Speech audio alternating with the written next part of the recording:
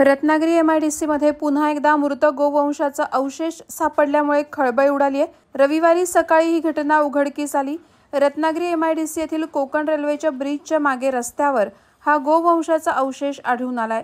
ही बाब तेथील जागरूक नागरिकांना लक्षात येताच त्यांनी तत्काळ पोलिसांना खबर दिली। त्यानंतर पोलीस येथे दाखल झाले।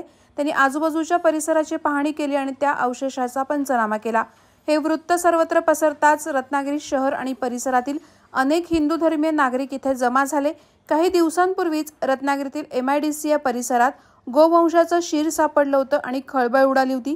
यावेळी हिंदू धर्मीय आक्रमकपणे व्यक्त झाले होते।